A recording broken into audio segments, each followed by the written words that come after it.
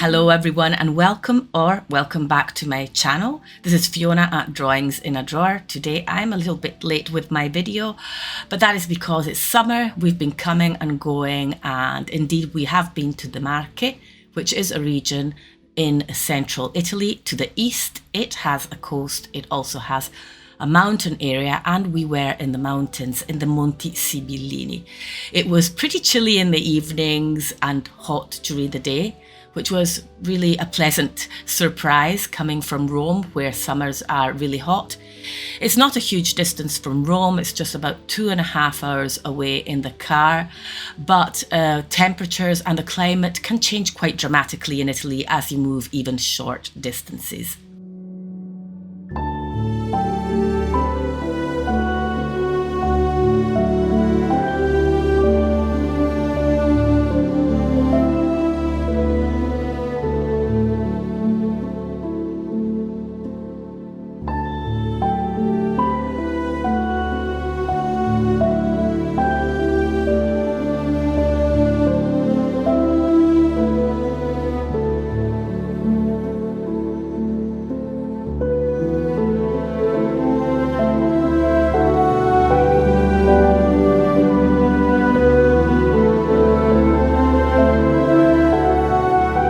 So this video is going to be slightly different from my usual format, let's say, but I had two options: either skip uploading altogether this week or bring you with me on my trip and try and do some en plein air painting, which is something that I never do and that I can be quite uncomfortable.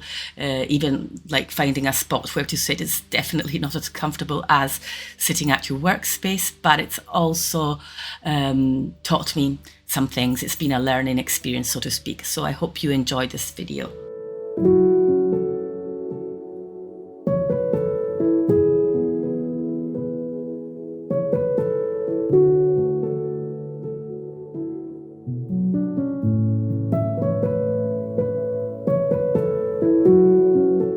My first attempt at painting outside was this leaf, and I literally just grabbed the first thing I found. This leaf was lying on the grass, so I picked it up, sat on this little wall and started painting.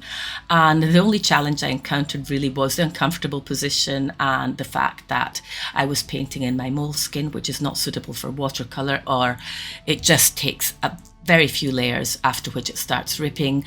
But the positive aspect was that I was really surprised that I could paint this leaf in like 20 minutes or under. And it was a good exercise because, as you know, I like adding botanicals to my portraits, and I very often find that I don't get enough practice in them. In the past, when I've been away on holiday, I've always brought my art supplies with me, thinking that I could paint portraits and do my usual work. But that is never the case. I'm on the go. I'm always doing things when I'm on holiday. I have a family, I have 2 kids.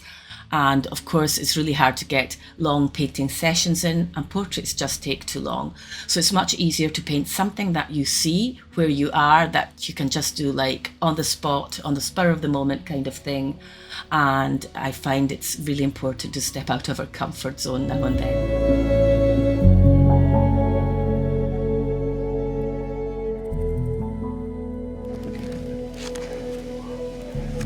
Le pagine e poi ti ricarico.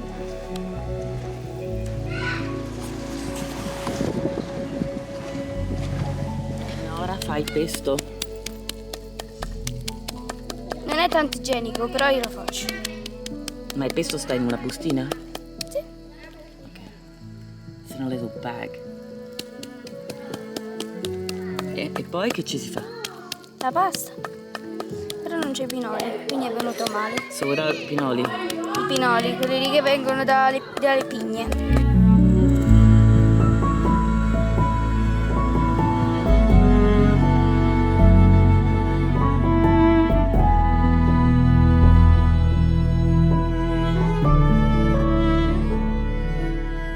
As you can see, I added some footage of our friends who live locally to that area, and of food and a little bit of the scenery. I find it incredible, at least to me, that just 2.5 hours away from Rome, you can be in such peace, such silence, and have such beautiful mountains and a sparkling lake. And just find a completely different world, really. So I like going there. It just brings me outside of the chaos.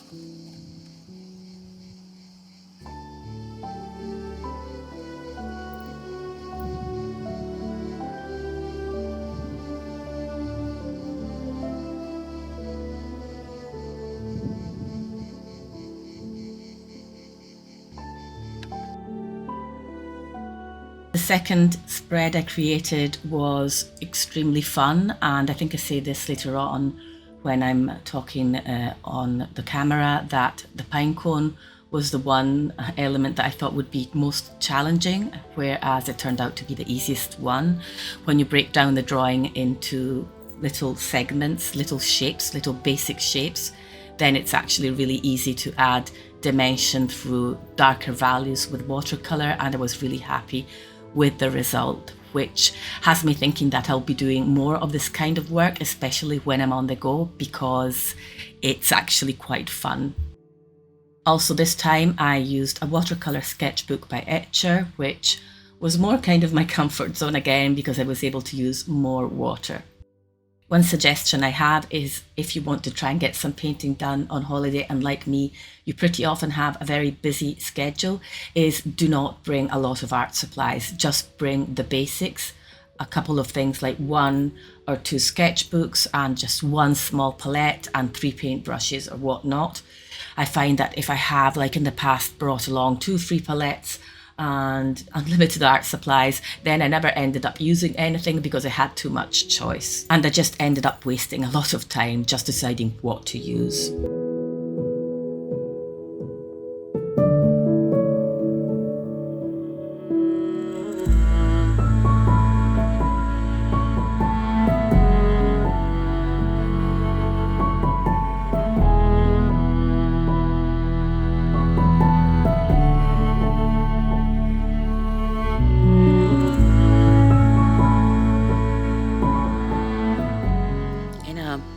Unusual moment of silence, apart from the cicadas. Somebody was doing like housework between 2 and 4, which is actually forbidden. Yeah, I'm just going to say that, yeah, I thought this was going to be the hardest piece to do, but it's actually been the quickest and the most satisfying. And also this flower, which I'm not sure what it's called. I think it's a kind of flower that you can pluck the bud off and like drink its juice or something. Maybe I'm wrong, but when I was a child someone told me that and we used to do it. And this sort of daisy is the one that I'm least satisfied with, but considering that I don't do botanics that much at all, I only use them as added elements, I'm quite happy with the result of this, let's call it spread. And I think I'm going to call it a day for today. I'm going to write the location of where we are, which is Fiastra, and I cannot remember the date. Somewhere in in the beginning of August actually. What day is it today? I think it might be the 6th of August, maybe, or the 7th. Maybe it's the 6th. So 6, 8, that's how we do it here. 23. And I managed to get that in with kids shouting, playing in the background, and the heat, and the sun peeking in and out of clouds. And there is a really huge change in temperatures here. It can get like really cool really suddenly and then really hot. So yeah, I've had this nice stone to hold my paper down, and maybe this might be the next thing that I decide to paint. Who knows?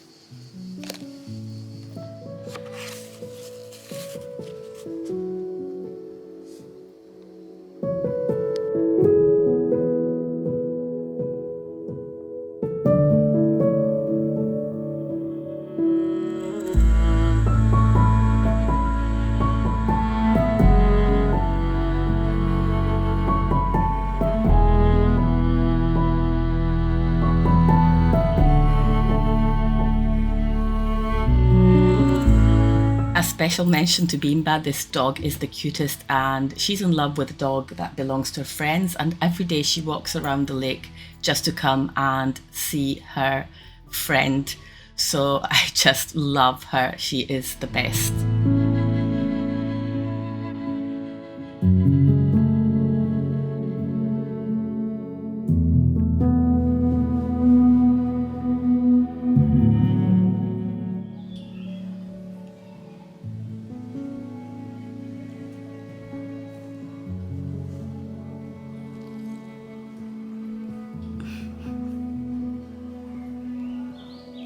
Why do black cats have skinny necks?